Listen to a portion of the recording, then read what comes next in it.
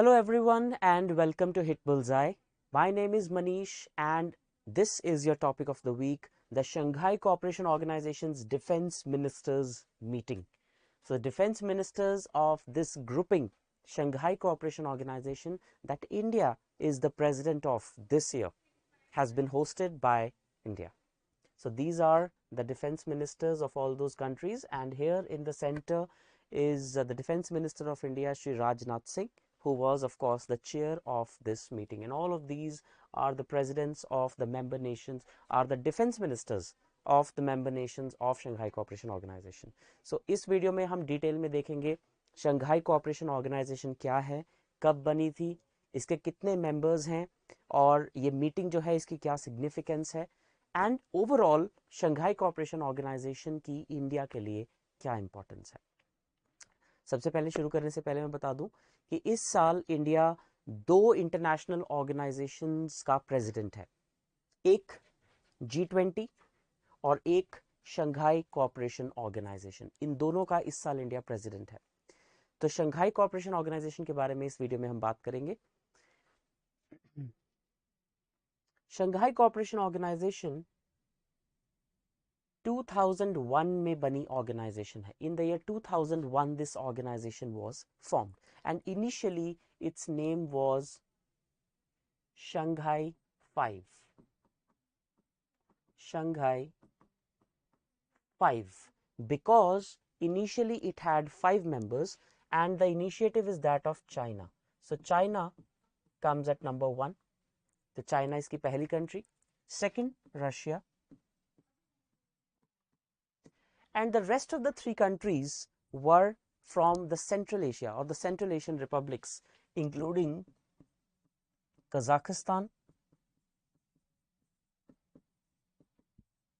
Kyrgyzstan,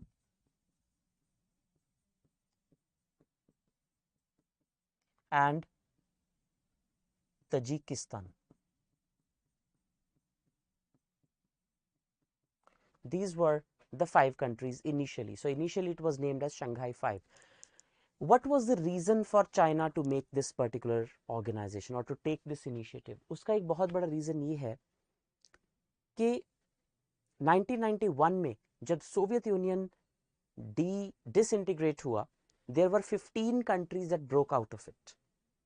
Out of those 15 countries, there were about 3 to 4 countries which shared their border with China. And all those countries were the Central Asian republics, which are these ones. Others also included Uzbekistan.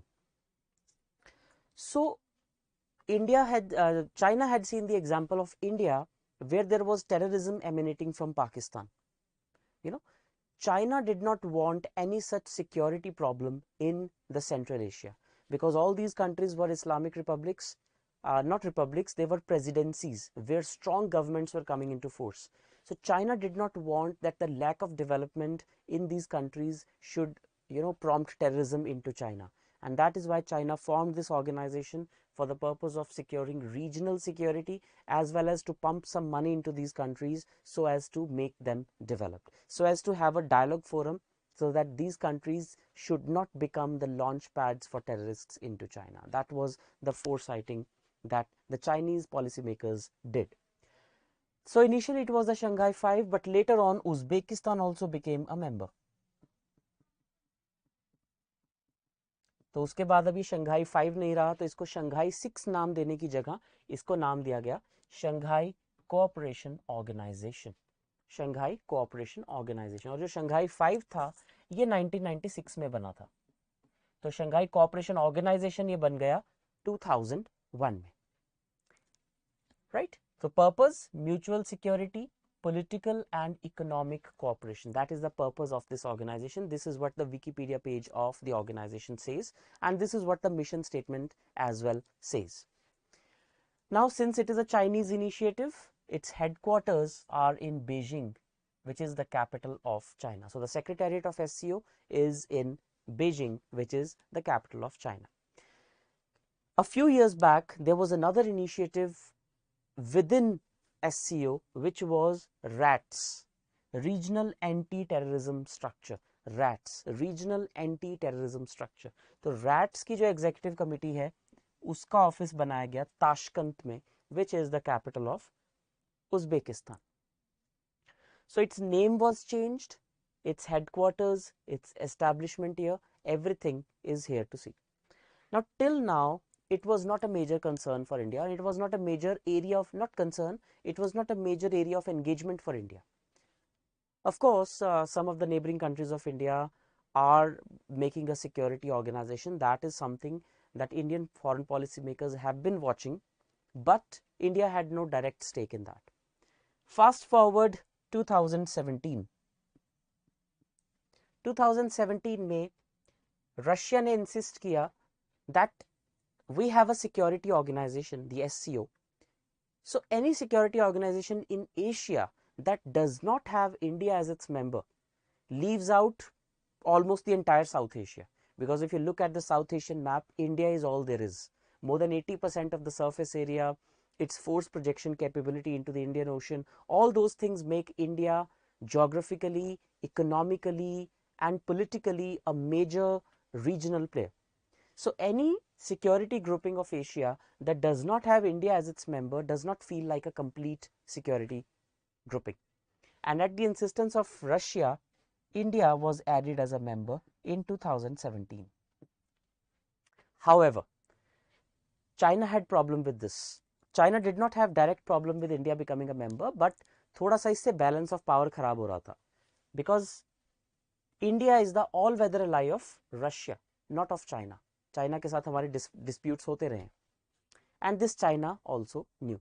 तो China के insistence पर पाकिस्तान को भी add किया गया to have that sort of balance.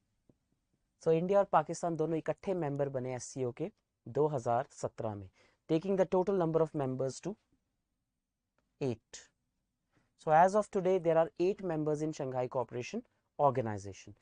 इसके बाद Iran ने 9th member बनने के लिए application डाली, but उसे अभी तक accept नहीं किया गया. It is still under consideration. So as of now there are 8 members of Shanghai Cooperation Organization, and Iran has applied to become the 9th member of this organization. Now, having understood these basics, now let us take a look at what this organization, why is this in news recently. So Chinese and Russian foreign defense ministers have visited, and we know that Russia-Ukraine crisis is underway, and India and China are engaged on the border. Similarly, India and Pakistan are, having problems for the last 8 years now since the Uri attack. So how is this possible that a grouping that has India, Pakistan, China and Russia as members, and most of them are having bilateral disputes among them, still they are coming together, and that too in a defense ministers meeting? That is interesting. There are a lot of contradictions within SCO, yet this meeting has taken place. So this is known as a meeting of contradictions. And since India is a president, the onus is on India to eke out or to chalk out a particular solution or a common minimum program out of this meeting, right? So the Russian and the defense ministers attended this ministerial meeting of SCO in Delhi. So where has this meeting been held? It is in New Delhi. Several bilateral issues were there to discuss. Among the de-escalation of borders confrontation with China, the most important point that India wants to discuss, right? A lot of internal contradictions are there within the organization, जिनको इसमें discuss किया गया. This is the member countries of Shanghai Cooperation Organization on a map, if you look at it. So here we have India, then we have Pakistan. So we have India, then Pakistan, then we have Tajikistan, Uzbekistan, Kyrgyzstan, then we have Kazakhstan. This is entirely Kazakhstan. This is China, and then we have Pakistan we have done already, and here we have Russia. So just look at the area that this organization covers. Almost, I would say, Russia, China and India, these three have come together. That covers more than 60 to 70% of Asian continent.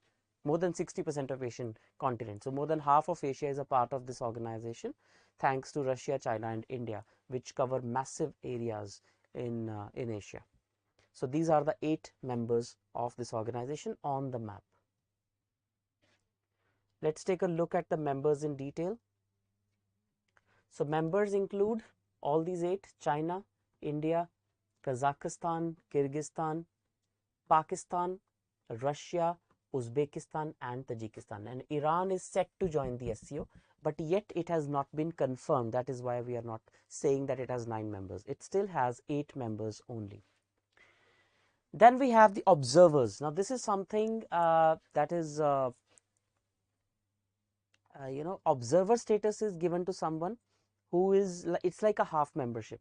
So observer status has been given to Afghanistan, Belarus, Mongolia, these 3 countries. So Afghanistan, which is there in the region, Belarus and Mongolia, because they are like, it is like filling the gap.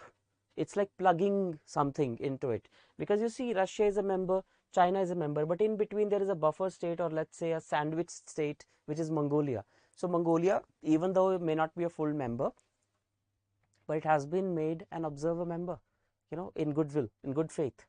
So these 3 are the observer members.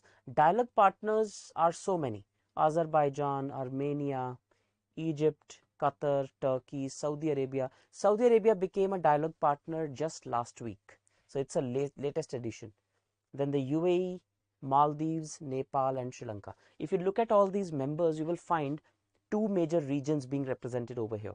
One is the Indian neighbors, that include Maldives, Nepal and Sri Lanka. These are the 3. Then if you take a look at second region, that would be the Middle East. That includes Middle East and West Africa, I would what is this called?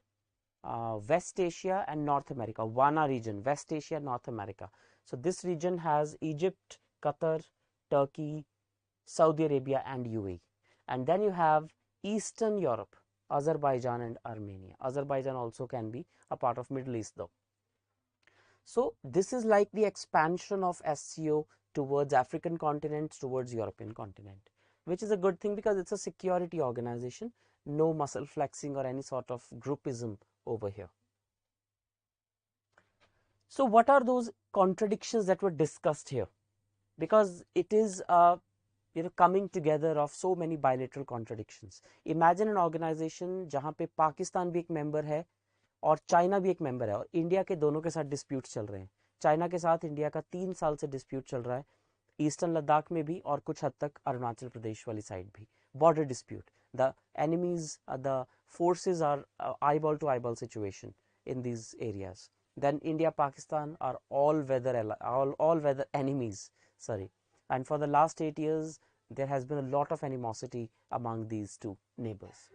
So in this time, the major issues that were India and China border issue, right? So there is no breakthrough as of yet. Then India and Pakistan have problems over terrorism, which of course India has a zero tolerance for terrorism and Pakistan is the instigator of terrorism. So of course, again, there is not going to be any breakthrough here also. Then Kyrgyzstan and Tajikistan have their border issues. I think any 2 countries that share their border have some or the other form of border issue, which is a reality. Right, so there is escalation of conflict between 2 countries as well, which is negatively impacting the stability of Central Asia, Kyrgyzstan and Tajikistan. There are several conflicts between Afghanistan and Pakistan also. Afghanistan and Pakistan, because we know that US left Afghanistan in 2021 and now Taliban is back in Afghanistan and they are doing everything bad that they can, taking the country 25 years back in time. All the Sharia law, all the terrorists that have been designated by the UN, all of them are back in power. The Taliban is back in power. There are so many restrictions they have put on the education of women. Women are no longer allowed to be journalists. They are no longer allowed to be in schools, colleges or universities. So all these things and a lot of other things are causing dispute between Afghanistan and Pakistan. Whereas the main objective of SCO is to get over these intrastate and interstate conflicts. So all these things were discussed in this meeting and it was decided that since it is a security grouping, they should have one stand, common stand against terrorism. But imagine we are expecting this stand from a grouping which has a member like Pakistan, which instigates terrorism, which has the highest number of UNSC, UN Security Council designated terrorists. And the grouping also has a country like China, which on one point or the other puts unreasonable demands on India and puts technical holds over terrorists, does not allow UN Security Council to declare terrorists. We had an example of Abdul Rahman Makki from last year. India had been demanding that Abdul Rahman Makki, which is from Lashkar-e-Taiba and Jamaat-ud-Dawa, be declared as a terrorist, but China was holding it. China was putting a technical hold on it, thereby saving Pakistan. But that is not how such groupings will work. And these are all the points that that India has raised in this particular meeting, that you cannot keep supporting terrorism. You have to stop doing that. And in this meeting, along with this meeting, there is another news which is contextual. So the Stockholm International Peace Research Institute, SIPRI, came out with this report of the top 5 military spenders in the world, the countries that spend most of their money on defense. तो इसमें से second, third और fourth number पे जो countries हैं वो तीनों Shanghai cooperation organisation की मेंबर्स हैं, which are number second China, number 3rd Russia, and number 4th India. So only except United States of America, which is the top military spender in the world, we have 2nd, 3rd and 4th members, which are the full members of SCO. And in fact, Saudi Arabia, which is a dialogue partner of SCO. That means for maintaining the security and peace in the region, we have the top 4 spenders. Out of top 5, 4 top spenders on military are there in Shanghai Cooperation Organization. That is something you should keep in mind.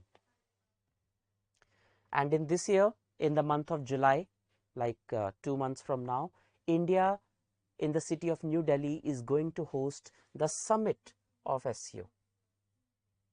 The summit is going to be held in New Delhi in the month of July, where the prime ministers and presidents of all these countries will come together, and it will be led by Prime Minister Narendra Modi, because India is the chair of Shanghai Cooperation Organization this year. Also in that meeting, it is expected that a call will be taken on whether Iran will be accepted as a member of SCO or not. The reason why there is a lot of issues in accepting Iran as a member is because Russia and China are already anti-US. They have that kind of an animosity. So if we allow another country to become a member which is also anti-US and which has really bad relations with the US, it might run the risk of becoming an anti-US grouping, which India does not seriously want. We do not want to be seen as really pro something or anti something. We are maintaining that kind of a independent foreign policy stance. So India does not probably want to become a member of an organization which is clearly looking like an anti-US organization. And if Iran becomes a member, then it would, I think, look like that. That is the reason foreign policy experts are pointing out that Iran is not being accepted as a member. So India is somehow also not in favor of that. Right? Now, what is the importance of SCO for India? First of all, economic cooperation. China being the 2nd largest economy in the world, and India being the 5th largest economy. So we have economic cooperation as a major area of engagement. Second is energy security, because these Middle Eastern countries, they have supplies of oil, and the Central Asian republics have a lot of mineral wealth which is yet to be explored. Also, we are now importing a lot of oil from Russia. In fact, last month Russia became the biggest oil supplier to India. So India is buying its maximum amount of oil from Russia now. So energy security, we get oil, natural gas and all other things from these countries. Cultural cooperation, people to people exchange, which is highly essential in this grouping, because if we only talk about hard power, if we only talk about military, there are a lot of elements of discord, especially among India, Pakistan and China. So it's better to engage culturally, so that there are some good things to talk about. Counter-terrorism, this is the major area of concern where no consensus is being chalked out because of, again, Pakistan's reluctance as well as China's intransigence to admitting that they are promoting terrorism and that they are instigating it. And finally, connectivity is a major area of focus. This is something that can aid economic cooperation. There are so many projects which are underway which can help all these countries come together. For example, the international north-south corridor. The international north-south corridor that runs from the eastern part of Russia all the way from the Middle East and towards the Arabian Sea, provides access to the western part of Russia for trade purposes. So international north-south corridor, this is one example. Then we have the example of China-Pakistan economic corridor. But again, this has political implications. The CPEC passes through Pakistan occupied Kashmir, which India is opposed to, because India claims that Pakistan occupied Kashmir should belong to India.